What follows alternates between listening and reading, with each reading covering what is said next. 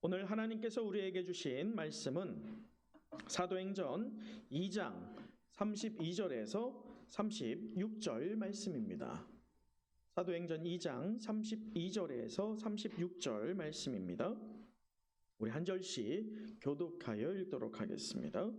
이 예수를 하나님이 살리신지라 우리가 다 이 일의 증인이로다. 하나님이 오른손으로 예수를 높이심에 그가 약속하신 성령을 아버지께 받아서 너희가 보고 듣는 이것을 부어 주셨느니라. 다윗은 하늘에 올라가지 못하였으나 친히 말하여 이르되 주께서 내 주에게 말씀하시기를 내가 내 원수로 내 발등상이 되게 하기까지 너는 내 우편에 앉아 있으라 하셨도다 하였으니. 함께 읽겠습니다. 그런즉 이스라엘 온 집은 확실히 알지니 너희가 십자가에 못 박은 이 예수를 하나님이 주와 그리스도가 되게 하셨느니라 하니라. 아멘. 우리가 누가복음이 기록한 이 사도행전을 계속 보고 있죠. 우리는 오늘 지난주에 이어서 이 오순절 날에 허락되었던 성령의 임재로 성령 충만해진 주의 제자들을 대표한 베드로가 하나님의 큰 일을 소리 높여서 하나님의 큰 일이 무엇이며 또 어떻게 이루어질지에 대해서 설교한 것들을 살펴보고 있습니다. 자, 갈릴리 출신의 무식한 어부였고 사람들에게 어떻게 보면 좀 무시를 받았던 이 베드로가 소리 높여 외쳤던 하나님의 큰 일을 이루기 위해서 성령의 임재의 역사가 지난주 어떤 것을 통해서 이루어졌다고 설교했어요? 요엘 선지자의 예언이었죠. 그래서 최소 3,000명 이상이 이 베드로 설교를 듣게 되고 다음 주 우리가 보게 되겠지만 그들이 일순간의 변화를 맞이하게 됩니다. 자, 오늘 말씀을 접하기 전에 잠시 우리 하나 점검하고 가야 할 게 하나가 있을 것 같습니다. 지난주 설교 기억하십니까? 할렐루야. 네. 레드선 이건 아니잖아요. 우리가 기억할 줄 믿습니다. 왜냐하면 말씀 가지고 우리가 한 주를 살았다면 성령 충만할 수밖에 없어요. 자, 그렇다면 지난주 베드로가 설교를 한다고 했는데 그 설교 안에 몇 가지의 내용이 담겨 있다고 했습니까? 할렐루야. 할렐루야, 할렐루야. 온라인 예배 드리는 분들 여기 다 대답하셨어요. 마음으로. 입으로만 대답을 못하신 건데 온라인 예배 드리는 분들도 같은 심령으로 예배를 드리길 소망합니다. 베드로의 설교 안에 몇 가지가 담겨 있느냐? 몇 가지요? 3가지가 담겨 있어요. 그 첫 번째를 우리가 지난주에 나눴습니다. 지난주에 우리가 나눌 때 그 본문은 16절에서 21절의 말씀이었죠. 자, 그 16절에서 21절 요엘서 몇 장에 대한 예언이었어요? 2장에 대한 것이었습니다. 그래서 지난주 그 첫 번째 제목이 뭐였는지 기억하시는 분은 제가 선물을 드릴게요. 이거는 우리 중고등부 애들한테 하는 건데, 자, 지난주 첫 번째 제목이 무엇이었던지 아십니까?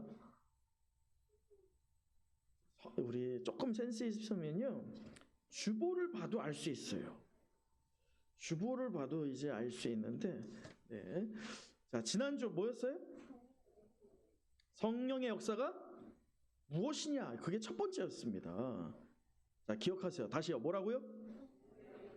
왜냐? 오늘 왜 이 베드로 설교를 왜 2차례에 나눠서 이 첫 번째, 두 번째, 세 번째를 보느냐? 이게 우리 기독교 복음의 본질이기 때문입니다. 이것을 잊어버리면 안 돼요. 오늘 말씀에서 우리가 나누겠지만 이게 무엇지? 그냥 그런가 보다. 아무것도 변화가 일어나지 않습니다. 특히나 이 코로나로 우리가 쇠퇴해가는 시절에 과연 복음이 무엇이고 성령이 무엇이며 또 예수 그리스도가 누구며 또 성령과 우리 예수 그리스도가 어떤 연합이 있느냐, 이것이 베드로 설교의 핵심 3가지인데 이 3가지를 우리가 기억하지 못하고 그냥 흘려보내면요 아무런 역사가 이 시대에 일어나지 않기 때문에 재차 강조합니다. 자, 그렇게 첫 번째가 뭐라고요? 다시 첫 번째가 뭐라고요? 성령의 역사가 무엇이냐 이거예요. 자, 무엇으로 드러났습니까? 지난주에 요엘서의 말씀으로 말이죠. 세 가지의 변화가 있었어요. 누구를 통해서요. 무엇이었습니까? 첫 번째 대상이 누구였어요? 아유, 큰일 났네. 예? 이거 여러분 이러면 안 됩니다. 말씀을 들었으면요, 그 심령 안에서 한 주를 묵상해야 돼요. 말씀 흘려보내면 안 됩니다. 아무 변화가 일어나지 않아요. 자, 지난주 말씀을 보세요. 요엘서에서 뭐라고 합니까? 우리 17절 한번 읽어보도록 하죠. 17절이에요. 시작. 하나님이 말씀하시기를 말세에 내가 내 영을 모든 육체에 부어주리니. 자, 말세예요. 지금 우리가 살고 있는 말세예요. 성령이 부어줬는데 여러분 지난주에 말씀 잃어버리면요, 아무런 것도 일어나지 않아요. 말세가 됐지만 영이 부어져도 영을 받아들이지 못하는 여러분이면요, 그냥 이름뿐인 가라지밖에 되지 않는다는 겁니다. 그냥 자리에 있다고 해서 예배드리는 게 아니라고 제가 누차 말씀드리잖아요. 여러분 주보에 보면 하단에 설교 요약이 있어요. 모르시면 적으세요. 그냥 듣고 흘리는 게 아닙니다. 설교는 그런 게 아니에요. 말씀에 적용이 있어야 돼요. 삶에 적용이 있지 않으면 그건 아무런 역사가 일어나지 않기 때문입니다. 제가 오늘 이렇게 흥분하는 이유는 복음의 진수가 오늘 기록되어 있고 지난주에 이어서 우리가 나누고 있는데 아무런 열매가 맺어지지 않고 있기 때문에 제가 너무 안타까워서 오늘 이렇게 말씀을 드리는 겁니다. 지난주 세 부류에게 역사가 일어났어요. 첫 번째가 누구였습니까? 자녀들이었어요. 자녀들이 무엇했다고 했습니까? 예언이에요. 이 예언이 무엇이었어요? 그냥 미래를 내다보는 것이었습니까? 아니었다고 했죠. 하나님 말씀의 뜻이 무엇인지를 아는 거예요. 그러면 그 예언을 우리가 하기 위해서 무엇해야 됩니까? 오늘 이 시대에 말씀 봐야죠. 말씀 봐야죠. 지난주 그 말씀을 우리가 다시 한번 묵상을 주중에 하면서 예언할 것을 우리가 실현시켜야죠. 그런데 여러분이 아무것도 만약에 남은 게 없다면 우리는 예언을 할 수 있어요, 없어요? 못하는 거예요. 하나님이 예언할 능력을 줬는데도 예언이 못하는 겁니다. 그래서 예언할 것이요, 이게 말세 때에 드러난다는 것입니다. 두 번째 부류가 누구였습니까? 젊은이들에게 무엇을 준다고 했어요? 환상을 준다고 했어요. 이게 세상이 요구하는 그런 환상이 아니었어요. 이게 무엇이라고 했어요? 거룩한 비전이라고 했어요. 거룩한 비전. 거룩한 비전, 세상이 주는 비전이 아니라 누가 보여주는 비전입니까? 하나님이 보여주는 비전이에요. 이게 젊은이들에게 있을 것이요, 또 늙은이들에게는 무엇이 있을 것이라고 했습니까? 꿈이 있다고 했어요. 이게 나이가 노쇠해져서 잠이 많아지는 그런 꿈이 아니라, 어떤 내일을 꿈꾸는 그런 꿈이 아니라 무엇이라고 했습니까? 하나님이 이 땅에 두고 있는 소망이라고 했어요. 여러분을 통해서 그 일들이, 그 기적의 역사들이 일어날 줄 믿습니다. 이것을 지난주에 우리가 결단했단 말이에요. 아무것도 남아있지 않다면 그 기적의 일들이 일어나지 않는다는 겁니다. 다른 교회에서는 일어날지 몰라도 우리 은성교회가 기적이 일어나는 게 실제가 되어야죠. 다른 누가 은혜 받는 거 아무 상관없어요. 내가 천국에 가는 데 있어서 내가 은혜 받아야죠. 내가 그 말씀을 붙잡고 살아야죠. 한 주간 그 말씀 가지고 씨름해야 됩니다. 한 주간 실패도 좌절도 경험하면서 내가 이렇구나를 한탄하면서도 더욱더 예수님께 부르짖고 나아가는 것이 바로 성도예요. 그럴 때 우리에게 기적이 일어날 줄 믿습니다. 술에 술 탄 듯 물에 물 탄 듯 아무 역사가 일어나지 않는다는 겁니다. 오늘 말씀에 하나님의 큰 일에 대해서 우리가 집중하는데, 제가 누차 말씀드리지만 이것이 이 성경 말씀에서 하나님께서 복음이 무엇인지, 왜 우리가 신앙이 있어야 할지를 말하고 있는 그 복음의 진수가 담겨져 있는 본문이기 때문에 오늘 이 본문을 우리가 두 단락으로 나눠서 지난주에 이어서 말씀을 보고 있습니다. 여러분, 그렇다면 하나님께서 우리에게 베푸신 은혜가 있다고 한다면 여러 가지가 있죠. 무언가를 허락해 주시고 부어주시고 열어주시고 여러 가지가 있는데, 하나님이 우리에게 주신 은혜가 있다면 가장 큰 은혜는 무엇일까요? 구원이죠. 그래요. 예수 그리스도께서 누굴 위해서 오셨다? 나를 위해서 오셨다. 우리가 아니에요. 우리라고 하면 먼저는 내가 이 주관성이 떨어져요. 다수에 그냥 녹아들기 때문이죠. 가장 중요한 건 누구에게 임했다? 내게 임했다. 그래서 나의 죄를 위해서 용서하시고 구원하시기 위해서 오셨다. 이것을 믿음으로 붙잡는 저와 여러분들 때에 그 믿음이 실제가 되어서 우리의 삶에 역사함이 넘치게 될 줄 믿습니다. 하나님께서 허락하실 일들 중에서 가장 큰 일이 바로 예수 그리스도를 통한 구원이라는 거예요. 이것을 믿는 성도는, 또 베드로는 가만히 있지 않게 되죠. 오늘 베드로가요, 분명히 우리가 앞서 지난주에 살펴봤듯이 그냥 갈릴리 출신이고 아무런 기대감도 없던 인생이었습니다. 그랬던 그가 무엇을 받습니까? 성령의 임재를 그냥 받아요? 그냥 슬쩍 받아요? 아니에요. 어떻게 받아요? 충만하게 받아요. 충만하게 받는다는 게 뭐라고 했어요?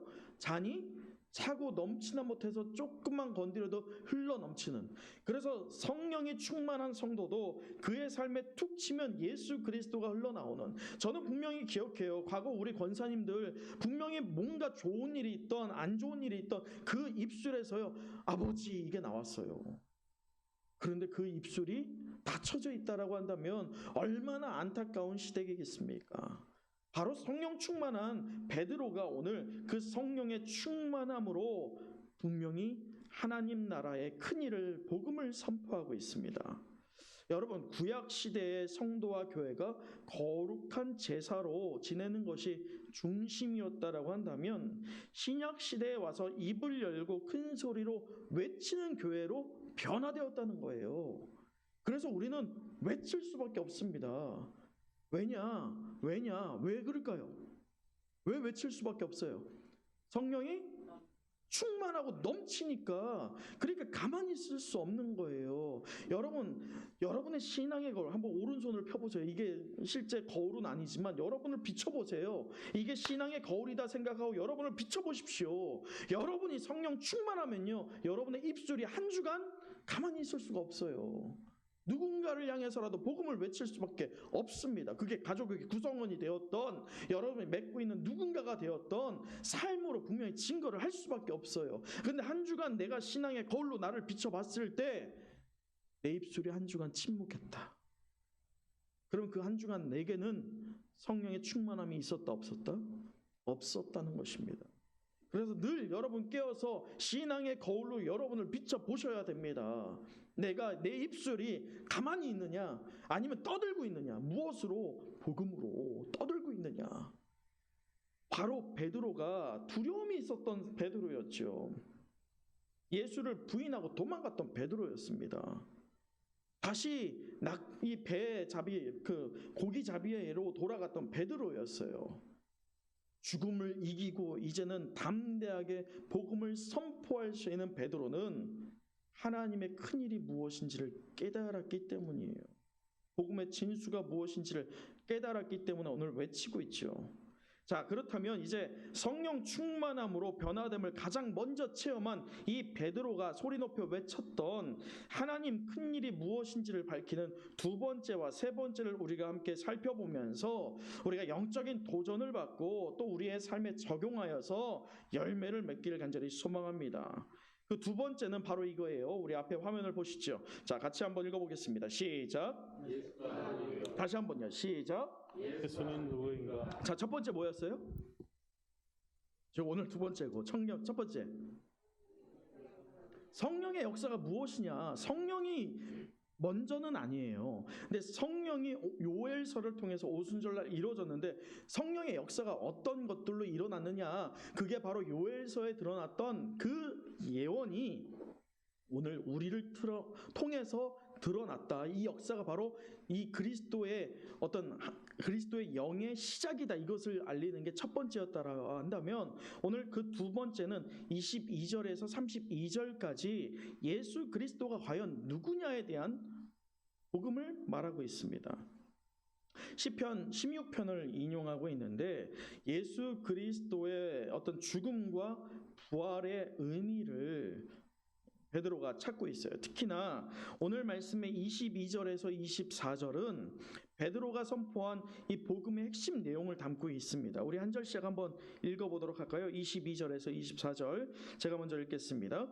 이스라엘 사람들아 이 말을 들으라. 이것은 오늘 우리에게도 똑같이 적용됩니다. 오늘 신앙생활하는 성도들아 이 말을 들으라. 이렇게 적용을 해야 된다는 거예요. 그게 한 주간 여러분이 묵상할 이 말씀이라는 거예요. 자, 그렇게 보았을 때 이스라엘 사람들아 들으라. 이 말을 들으라 하고 나서 무엇을 말하느냐? 너희가 아는 바와 같이. 자, 이스라엘 사람이 알고 있어요? 몰라요? 뭘 알아요? 자, 말씀을 계속 보세요. 하나님께서 나사렛 예수로 큰 권능과 기사와 표적을 너희 가운데 베푸사 너희 앞에서 그를 어떻게 했어요? 증언했어요. 예수 그리스도가 누구냐에 대해서 증언되었다는 거예요. 그런데 문제는 25절 여러분이 한번 읽어보시죠. 23절 시작. 그가 하나님께서 정하신 뜻과 미리 아신 대로 내준 바 되었거늘 내가 버없는 자들의 손을 빌려줄 못 박아 죽였으나. 여러분 증언하였어요. 예수 그리스도가 누구냐를 드러냈습니다. 치유와 권능과 기사들을 통해서 예수 그리스도가 하나님의 아들됨을 드러냈어요? 안 냈어요? 물 위를 걸으셨고요. 오병이어를 드러냈고 죽은 자를 살리시고요. 수많은 기적과 이적을 일으키시면서 그가 하나님의 아들 되심을 드러냈습니다. 그러나 23절에 그들이 그 증언을 보면서도 예수 그리스도를 어떻게 했어요? 십자가에 죽였다는 거예요. 그리고 나서 24절 또 읽어보시죠. 시작. 사망의 고통에서 풀어 살리셨으니 그가 사망에 매여 있을 수가 없었습니다. 자, 하나님께서 그런데 이 죽으신 예수 그리스도를 살리셨다 얘기하면서 인간 세계와의 대조를 말합니다. 인간 세계에서는 예수 그리스도를 어떻게 했어요?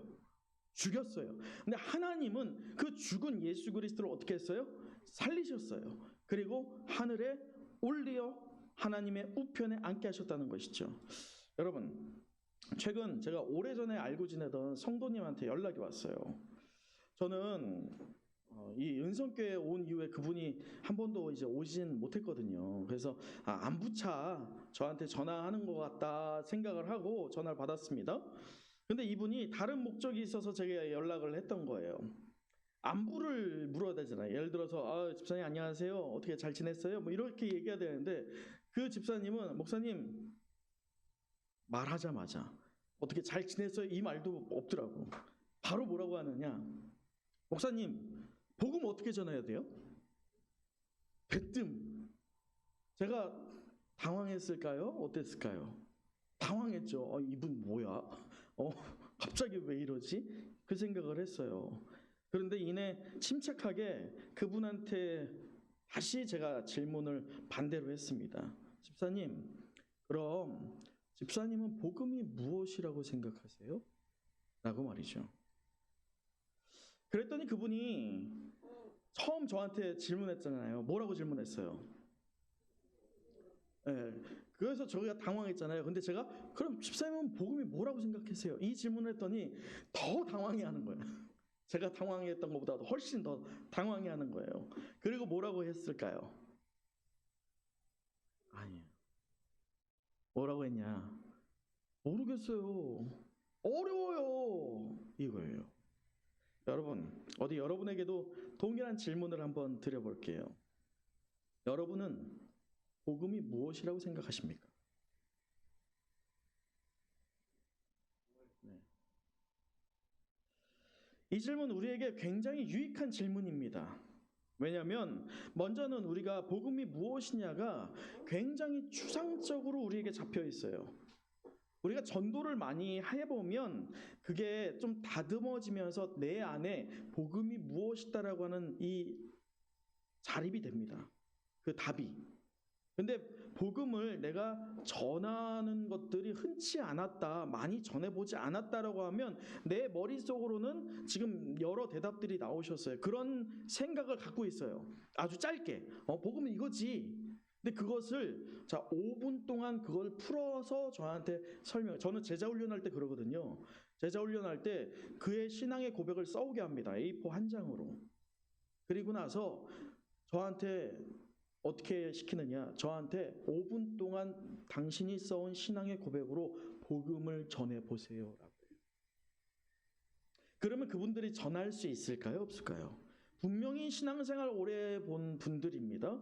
또 자기가 신앙 고백을 해오면서 대략적으로 정리를 해왔어요. 근데 그것이 실제 내 입에서 나오는 것은 다른 문제예요. 짧게는 추상적으로 복음 이거지 이렇게 말할 수 있는데 실제로 복음 전하는 게 어렵더라는 거예요. 그래서 우리에게 이 복음이 무엇이냐를 정립해 보는 것, 내 입으로 말해 보는 것은 상당히 우리에게 유익합니다.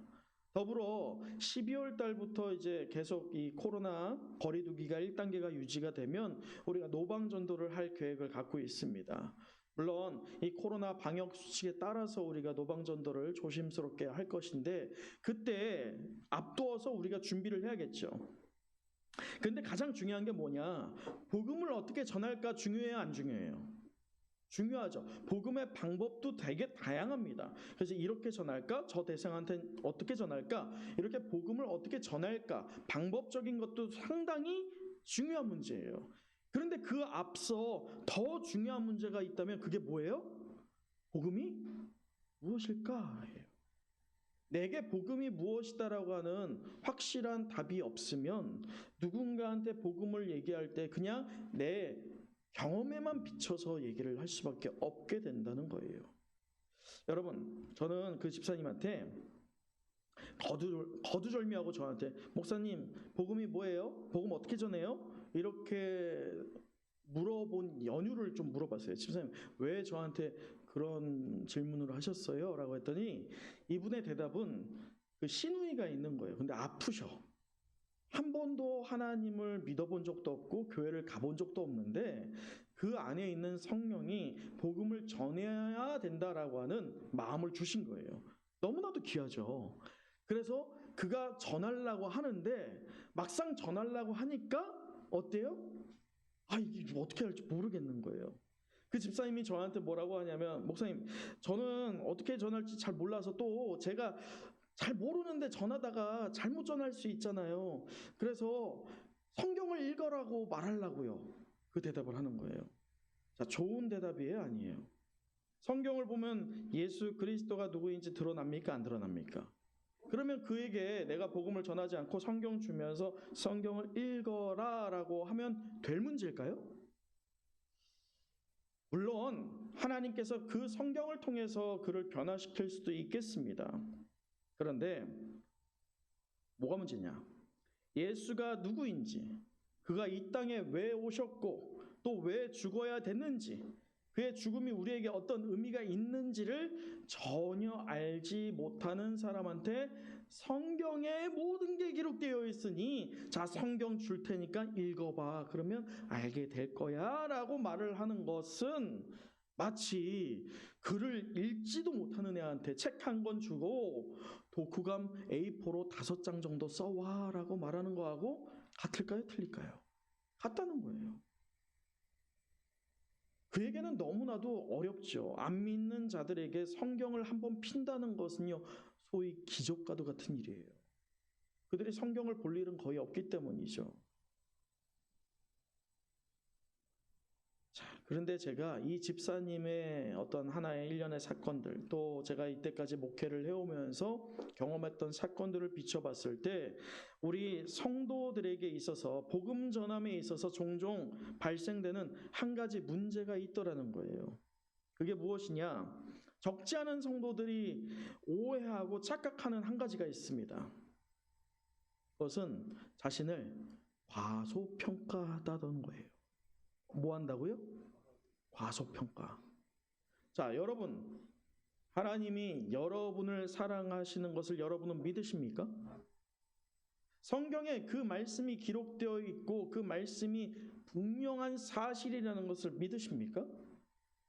왜 적어졌어요? 자, 믿으십니까? 자, 그럼 끝난 거예요. 이제 여러분 복음을 알아요, 몰라요? 아는 거예요.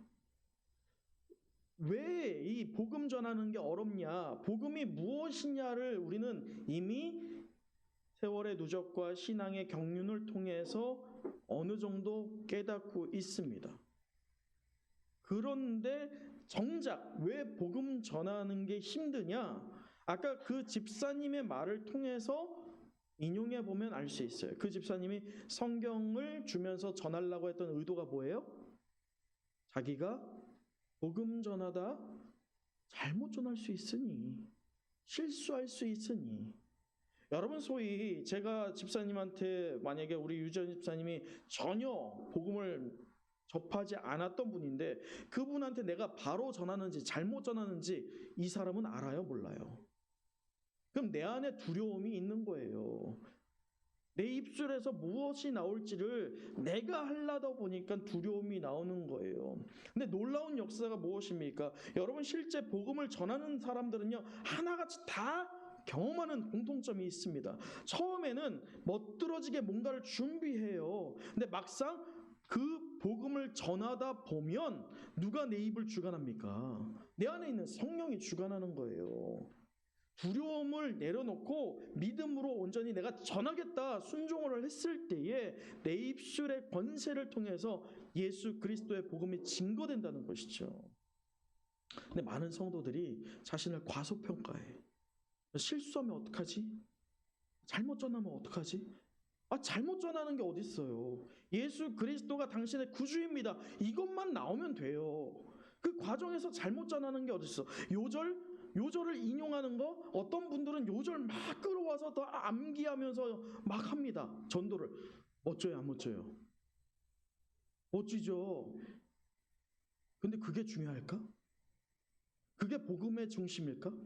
물론 말씀의 요절을 끌고 와서 그것을 인용해서 말씀에 이렇게 돼 있어요 증거하는 것 중요한데, 정작 중요한 거 아까 말했죠. 대상이 성경에 대해서 몰라. 그러면 내가 인용하는 그 말씀이 오히려 그 대상한테 어떻게 느껴질까요? 너무 거리감이 더 느껴지는 거예요. 복음의 진수에서는 성경 어디에도 너 이 말씀 암송해서 이것으로 말씀을 전해라 없어요. 믿는 자에게 역사함이 있느니라. 우리가 예수 그리스도가 나의 구주 되심을 믿습니다라고 할 때 역사를 누가 일으킵니까? 내가 일으킵니까? 아니에요. 우리 안에 있는 성령께서 성령의 충만함을 통해서 우리 입술을 통해서 증거하게 하실 줄 믿습니다. 그것을 오늘 베드로 사도가 말하고 있는 거예요. 그러면서 제가 그 집사님한테 말씀을 드렸어요. 집사님, 하나님이 살아계신 거 믿으시죠? 또 예수님이, 우리 집사님이 구원자 되신 것도 믿으시죠? 또 성령께서 동행하고 계심을 믿으시죠? 그럼 유식한 것 접어두고 구구절절 성경 요절 암송해야 되는 부담감 내려두고 집사님 안에 성령께서 은혜 주시는 대로 전하세요 라고 말씀을 드리고 기도해 드렸어요. 얼마 뒤에 연락을 해보니 그분이 전했을까요? 못 전했을까요? 전했어요. 그분이 이런 말을 하는 거예요.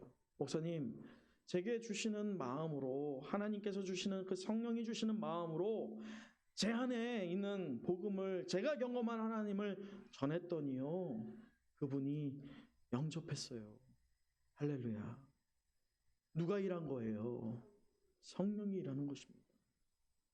예수님 시대의 사람들은요, 예수님과 삶과 사역 가운데 하나님 아들 되시는 그 증거를 보고도 믿지 않고 예수님을 죽여버렸습니다. 그러나 실은 그 모든 것들이 하나님의 계획이었죠. 그 계획은 과거 이스라엘 그 성도들만이 아니라 오늘 예배를 드리고 있는 저와 여러분에게도 동일하게 하나님의 계획하심이 적용되길 간절히 소망합니다. 그것을 믿는 거로 오늘 하나님의 큰 일을 경험한 이 사도 베드로가 사람들 앞에서 담대하게 하나님 나라의 복음을 전하고 있는 것입니다. 그러면서 뭐라고 하느냐? 우리 32절 같이 한번 읽어보죠. 32절입니다. 시작. 하나님이 살리신지라 그가 다 일의 증인이로다. 우리가 다 이 일의 무엇이라고요? 증인이로다. 이 일에 다 증인되는 우리 모두가 되길 간절히 소망합니다. 우리 한번 좌우를 보시면서 축복해 보세요. 그의 얼굴과 눈을 보면서 당신이 증인이십니다. 증인답게 사십시오. 여러분, 셋째가 무엇이냐? 또 베드로 설교의 셋째는 바로 이것입니다. 같이 한번 읽어보도록 하지요. 시작. 성도는 왜 무엇 해야 되느냐? 성령 충만해도, 제가 이전에 말했죠. 성령 충만하지 않아도 신앙생활 잘할 수 있어요, 없어요? 잘할 수 있어요. 성령 충만하지 않아도 얼마든지 교회 잘 다닐 수 있습니다. 그렇다면 왜 성도는 성령 충만해야 할까를 베드로가 증거합니다. 이 말씀은 바로 33절에서 36절까지의 말씀인데 시편 110편을 인용해서 사도 베드로가 증거를 합니다.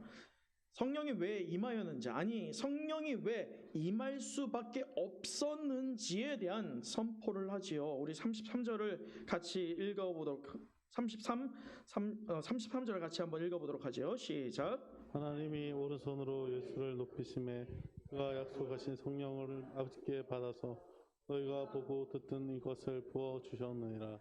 여러분, 이 말씀에서 보면 하나님이 당신의 뜻에 순종하여서 죄가 없으신 우리의 주께서 비참하게 달려 죽으셨다라고 말씀을 합니다. 이게 바로 비하와 승기라는 말로 표현이 되는데 좀 어려워요. 신학적 용어이기 때문에 그렇죠. 이 비하가 무엇이냐? 비하는 바로 이거예요. 예수님이 이 땅에 오셔서 어떤 몸으로 오셨어요? 육신, 인간의 몸으로 오셨죠. 여러분 생각해 보세요. 하나님이라고 하는 신적인 존재가 인간의 몸을 띠고 있다는 것이 소위 치욕입니까? 영광입니까? 치욕이에요. 그게 바로 비하입니다. 비하였던 이 단계 안에서 예수님이 경험한 게 무엇이냐? 성육신, 예수님의 육신으로 태어난 것. 또 율법 아래, 율법 위에 계시는 게 하나님인데 율법 아래에 계셨어요. 기꺼이 말이죠. 그리고 고난에 동참하셨고 죽음을 당하셨고 부활하시고, 부활은 아니죠. 장사되시는 거. 그러면서 성경 본문에 그러죠. 예수님께서 우리를 위해서 지옥까지 강하하셨다라고 하는 게 바로 비하입니다. 근데 오늘 말씀에서는 비하뿐만 아니라 승기에 대한 것도 나옵니다. 승기는 뭐냐? 승천해서 다시 본래의 자리로 돌아간다는 것을 얘기하죠. 그래서 예수님의 부활부터 시작을 해요. 사람은 할 수 없는 것들, 그게 바로 승기에 해당됩니다. 그 첫 번째가 바로 부활이에요. 그리고 부활하신 이후에 제자들과 며칠 동안 함께 교제를 나누셨어요? 40일을 함께 나누시면서 그들을 신앙의 재교육을 시키시죠. 그리고 승천하시고 나서 오늘 말씀의 본문처럼 하나님께서 예수 그리스도를 본래의 자리, 하나님의 어느 편? 우편에 앉히십니다. 그리고 장차 예수님께서 이제 다시금 오시는 것, 그게 뭐예요? 재림. 이게 바로 승귀입니다. 오늘 말씀은 이 비하와 승기가 기록되어 있어요. 근데 여기에서 찾을 수 있는 영적 비밀 하나가 있습니다. 하나님의 뜻에 순종하는 성도들이 때때로 고난을 당하고 희생을 당하는데 하나님께서 이것을 아신다, 모르신다? 아신다. 오늘 예수님께서 분명히 그 비하를 당하면서 고난 당하시는 것을 아셨어요. 끝끝내 예수님의 그 순종함에 반응하여서 하나님께서는 그 예수 그리스도를 승귀시킵니다. 이와 같이 하나님께서 모든 것을 아심으로 반드시 믿는 성도의 희생을 굽어 보실 줄 믿습니다. 그 결과 우리를 영화롭게 하사 약속하신 천국에서 의의 면류관을 허락받고 영생 복락을 누리게 될 줄 믿습니다. 그렇다면 성령을 왜 보내셨을까? 33절을 다시 살펴보도록 하지요. 33절을 다시 제가 읽어드리면 하나님이 오른손으로 예수를 높이심에, 이게 바로 승귀예요. 영광의 자리로 올리셨다는 것이죠. 그러면서 그가 약속하신 성령을 아버지께 받아서, 그가가 누구입니까? 예수 그리스도예요. 예수 그리스도께서 오순절날 허락된 성령의 임재에 대해서 말씀한 것들이 실현되었죠. 성령의 충만함을 경험한 제자들이 이 예수님 말씀이 실현됨으로 변화되었습니다. 이 변화가 잠시 어떤 일부분의 변화가 아니었어요. 그의 삶이 완전히 변하는 변화를 얘기합니다. 예수의 증인으로서의 변화 말이지요. 사랑하는 은성의 영가족 여러분, 오늘 하나님의 큰 일이 무엇인지를 설교하는 사도 베드로는 성령의 권능을 받고 이전과 비교할 수 없는 다른 사람으로 변화되었습니다. 하늘의 권능을 소유한 자가 되었다는 것입니다. 그 결과 베드로가 어떤 변화의 모습을 보여주느냐? 베드로는 예수의 증인으로서 담대하게 주를 선포하고 해박한 성경 지식을 지니게 되었어요. 그가 분명히 어디 나라 사람, 어디 지역 사람이에요? 갈릴리 지역이었고요. 그때 제가 문헌을 찾아보면 그때 당시에 갈릴리 지역의 어부들 같은 경우는 대부분 문맹이었다고 합니다. 교육을 못 받았다고 해요. 그런데 오늘 성령의 충만함을 받게 된 사도 베드로는요, 성경을 해박한 지식으로 풀어냅니다. 그가 한순간에 이렇게 변화된 것이 갑자기 자기가 공부해서일까요? 성령의 은혜가 있었기 때문이에요. 하나님께서 내가 너를 쓰겠다고 할 때에 하나님께서 그 쓸 수 있는 여건들과 능력을 부어주신다는 것이죠. 그래서 사도 베드로는요, 예수 그리스도를 힘있게 전달합니다. 숨어서 목숨을 부지하길 원했던 그 제자들도요, 성령의 충만함을 받아서요, 예수의 증인으로서 이제는 죽음을 압도하고 두려움을 이기는 진정한 하나님의 제자들이 되었다는 것입니다. 그와 같은 인생이 바로 저와 여러분 되길 간절히 소망합니다. 우리 앞에 두려운 것들이 얼마나 많아요. 코로나와 또 재정과 관계와 또 건강과 또 신앙에 있어서까지 얼마나 어려운 것들이 많습니까? 그러나 그 모든 것들, 앞서 제가 광고 때 말씀드린 것처럼 그냥 감사 없이 보면 감사가 없어요. 그러나 하나님 주신 성령의 충만함으로 보면 감사가 아닌 게 없을 줄 믿습니다. 모든 것이 감사해요. 내가 살아 숨쉬는 것도 감사요. 내가 능력이 있는 것도 아닌데도 불구하고 오늘 이 예배 처소에 나와서 예배 드릴 수 있는 것도 감사요. 내게 가족이 있는 것도 감사요. 또 응답하신 것도 감사요. 응답하지 않은 것도 어떻게 돼요? 감사할 수 있어지는 거예요. 그게 바로 성령의 충만할 때 일어난다는 것이죠. 말씀을 마치겠습니다.